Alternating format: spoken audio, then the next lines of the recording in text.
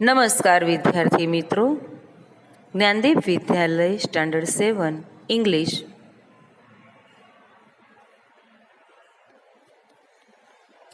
આજે આપણે ગ્રામરમાં the use of let and can તેનું આપણે રિવિઝન કરીશું. આના વિશે આપણે અગાઉ પણ ભણી ચૂક્યા છીએ, પરંતુ આપણે તેનું અત્યારે પુનરાવર્તન કરીશું. લેટ, સૌથી પહેલું છે લેટ, જે સહાયકારક ક્રિયાપદ છે. જે પહેલાં મી, અસ અને ત્રીજો પુરુષ હિમ, હર અને ધેમ ની સાથે સૂચના, દરખાસ્ત, આદેશ, ધારણા, પરવાનગી કે આવાહનનો નિર્દેશ કરે છે. એટલે કે પહેલો પુરુષ મી અને અસ અને ત્રીજો પુરુષ હિમ, હર અને ધેમ તેમની સાથે જ સૂચના, દરખાસ્ત, આદેશ, ધારણા, પરવાનગી કે આવાહનનો નિર્દેશ કરે છે. પહેલું ઉદાહરણ જોઈએ. લેટ હિમ ગો, તેને જવા દો. બીજું છે લેટસ પ્લે ક્રિકેટ, ચાલો આપણે ક્રિકેટ રમીએ. ત્રીજું છે લેટ મી ઈટ, મને ખાવા દો. ચોથું લેટ ધેમ ટ્રાય, તેઓને પ્રયત્ન કરવા દો. પાંચમું લેટ હર કમ, તેને આવવા દો.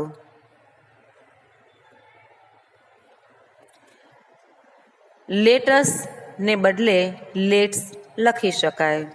લેટ સાથે I, my, we, our, you, your કે he, his, she, its, they, their સર્વનામ મુકાતા નથી, પરંતુ મી, અસ, હિમ, હર, ઇટ, ધેમ મૂકવામાં આવે છે. જેમ કે એક વચનમાં let me, let him, let her, let it, અને બહુવચનમાં લેટ અસ, લેટ ધેમ આ રીતે મુકાય છે. બીજું છે કેન. કેન એટલે શકવું અથવા તો શક્તિમાન હોવું. અમુક ક્રિયા કરવા શક્તિમાન હોવું અથવા શક્યતા હોવી. કેન એ સહાયકારક ક્રિયાપદ છે.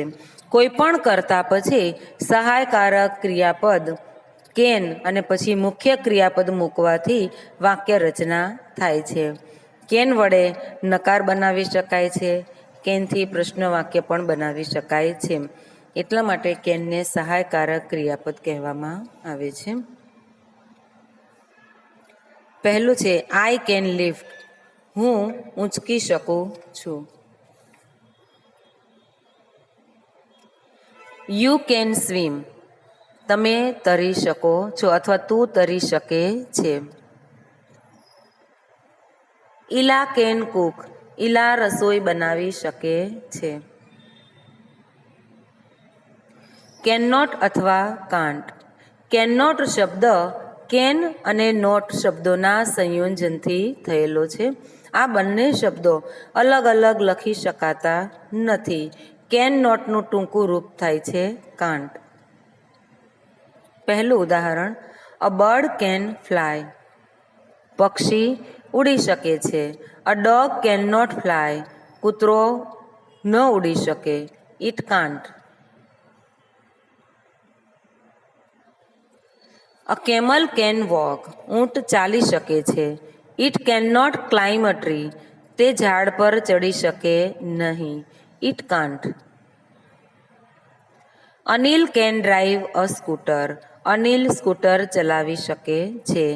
He can't drive a car, તે મોટર ચલાવી શકતો નથી. He can not.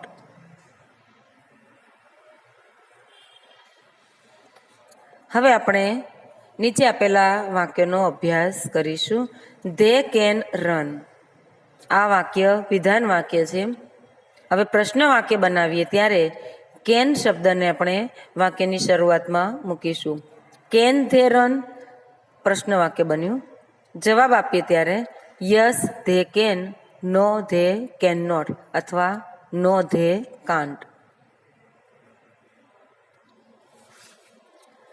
Mohan can draw pictures, આ વિધાન વાક્ય છે. પ્રશ્ન વાક્ય જ્યારે બનાવીએ ત્યારે કેનને આગળ મૂકીશું. Can Mohan draw pictures?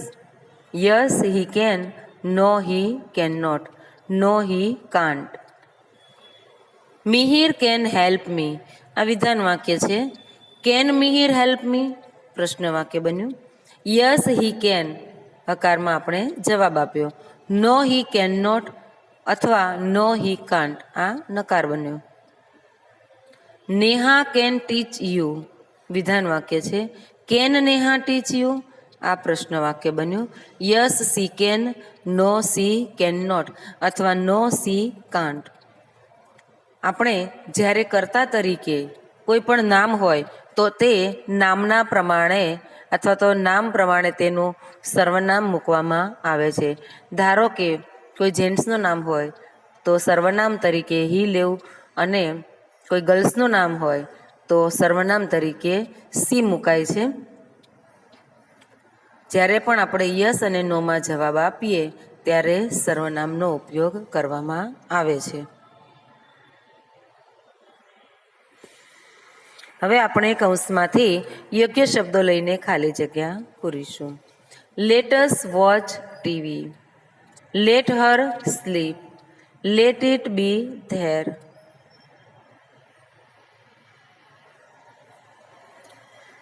Let them go on a picnic. Let me do my homework. Let him enjoy the movie. Let them eat fruits. Let's clean our classroom.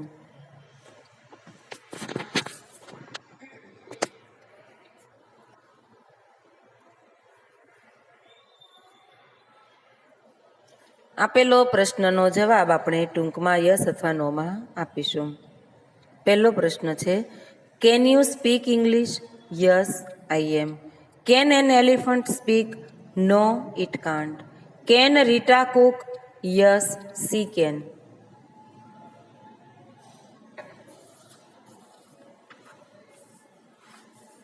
Can your father drive a car? Yes he can. Can Foram dance? Yes she can. કૌંસમાં આપેલા શબ્દો વાપરીને આપણે નકાર વાક્ય બનાવીશું. લીટી દોરેલો જે શબ્દ છે તેને બદલે આપણે કૌંસના શબ્દનો ઉપયોગ કરીશું અને વાક્યને નકાર બનાવીશું. પહેલું વાક્ય છે, વિનય કેન સ્પીક ગુજરાતી. કૌંસમાં આપ્યું છે મરાઠી, તો ગુજરાતીના બદલે આપણે મરાઠી શબ્દ લઈશું અને વિનય પછી જે કેન મૂકેલું છે તેના બદલે કેન પછી નોટ મૂકીશું, એટલે કે કેન નોટ મૂકીશું. Vinay can not speak Marathi. Nanji can carry luggage, તો નાનજીની જગ્યાએ આપણે લેવાનું છે લાલજી.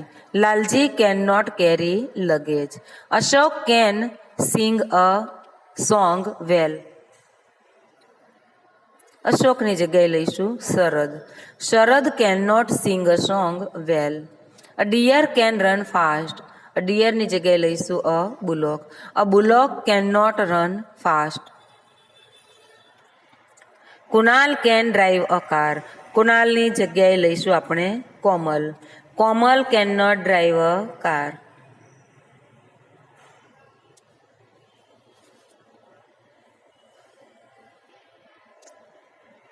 હવે આપણે આપેલા વાક્યોને પ્રશ્ન વાક્યમાં ફેરવીશું. The elephant can swim. વાક્યમાં કેન આપેલું છે એ કેનને આપણે વાક્યની આગળ મૂકી દઈશું. Can the elephant swim? પ્રશ્નાર્થ ચિહ્ન. બીજું છે, Harsh can speak English well. Can Harsh speak English well? Janak can repair a mobile. Can Janak repair a mobile? Jayaben can teach Sanskrit. Can Jayaben teach Sanskrit? Sharadbhai can translate the letter into English. Can શરદભાઈ translate the letter into English?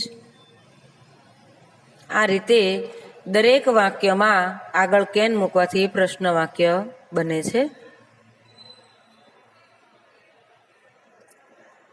Thank you.